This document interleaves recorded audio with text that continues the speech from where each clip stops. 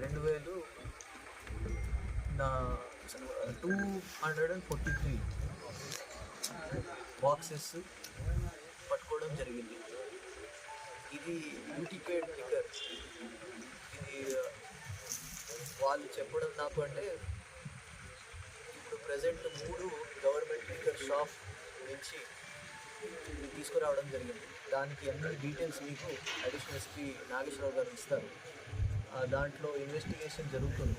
ఆ డీటెయిల్స్ మీకు additional SP గారు ఇస్తారు.